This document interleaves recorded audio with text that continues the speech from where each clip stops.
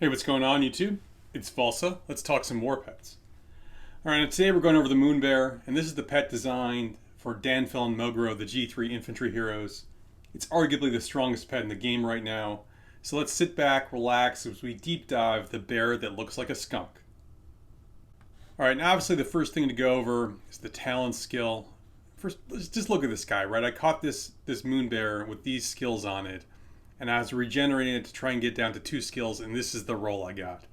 Call Dragons likes to mess with you sometimes. Anyway, let's go over the talent skill. This is kind of a tricky one, right? Moon Rage does diffuse damage to up to 3 targets within melee range when it's cast. Remember, diffuse damage is the soak effect. Each target takes less damage individually as more targets get added. Diffuse is 15% per target with a max of 50%. But since we have a maximum of 3 targets here, the max for this pet is 30% reduction, right? So you hit 1 target, it takes full 100% damage. You hit 2 targets, they both take 85% damage. You hit 3 targets, they all take 70% damage. Now as you hit more targets, even though each individual target takes less damage, collectively you deal out more damage. In other words, you want to hit as many targets as you can, all right? Now there's 2 more tricks about the talent skill. First, if you run this pet with an infantry legion, you get a bonus 100% damage. Twice the damage with infantry. I think that's pretty straightforward. I guess it's worth mentioning that if you have a mixed garrison, it will turn off this effect.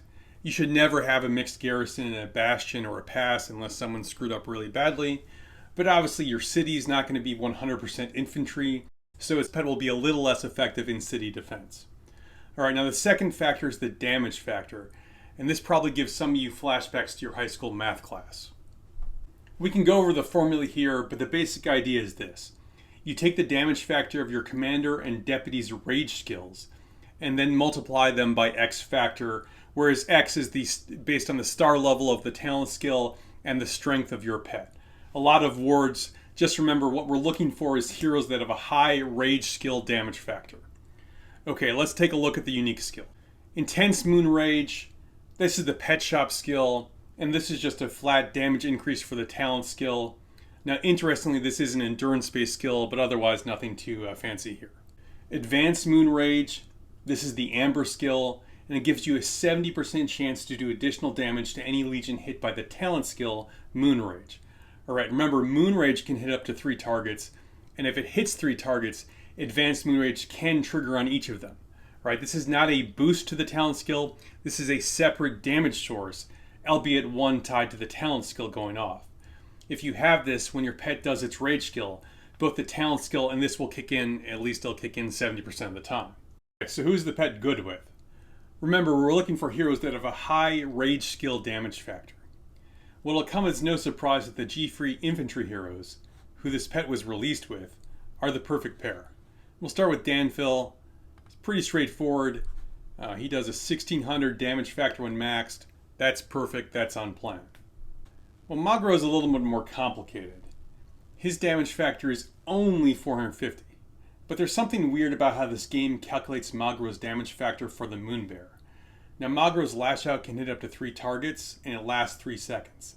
The fact that it can hit 3 targets doesn't matter, right? The game doesn't care if you can hit multiple targets, it just looks at your damage factor. But the game seems to count each of the 3 seconds that Mogro charges up, so it treats Mogro as having a damage factor of 400 times 3, or 1350. That's pretty good, it's not amazing, but it's certainly better than the 450 it shows here. Alright, Danfil 1600, that's great. Mogro 1350, pretty good. What other heroes will work? Well, Nika, she's got a damage factor of 1500, which is very good. In fact, it's better than Mogro. Now remember, we're only concerned about the rage skill damage factor. So for example, if you look at Nika's Awaken skill, it does 500 skill damage once every 2 seconds. It's not a rage skill, the Moonbear does not care about this skill. Alright, now unfortunately all the other legendary heroes do nothing for the Moonbear. Neither Gorish, nor Skullgirl, nor Madeline, or Garwood do any rage skill damage. None of them will work with the Moonbear. Now your epic infantry heroes, they will work, just not that well. Right, you look at Bakar here, when's the last time you used Bakar? He does 600 skill damage, up to 3 legions. That's not 1800. That's 16. That's only 600 for the Moonbear's purposes, right? And it's the exact same story with Naranin, who also has that 600 that hits 3 targets. The Moonbear only considers that 600.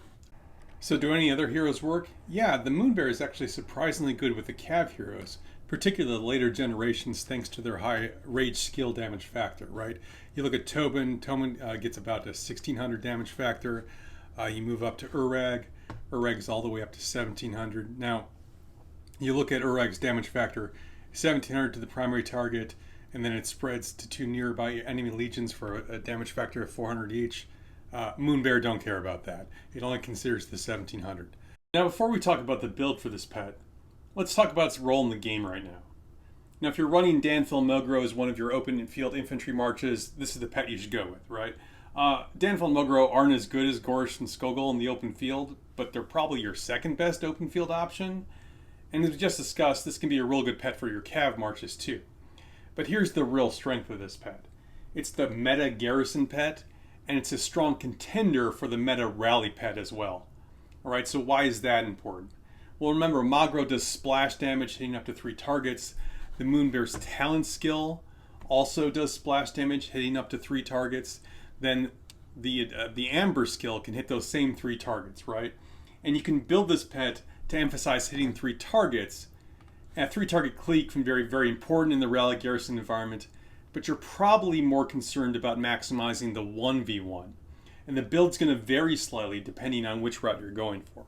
Okay, all that being said, what is the build for this pet?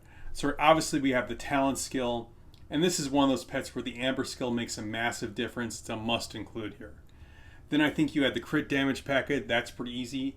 And the pet shop skill is also very good for this pet. That gets us to 6. Now the talent skill and fatal bite are both strength skills. So we only got 1 strength skill slot left. And it's going to come down to fierce attack or tooth and claw, right? If you want fierce attack, you need intense fierce attack to really enable it. It's kind of a 2-skill package. In other words, the fierce attack package is really only viable if you have 8 slots. If you've got the 8 slots and you want to maximize single target DPS, then that's what you add. If you've only got 7 slots, or you want to maximize overall DPS, the cleave DPS if you will, you add tooth and claw.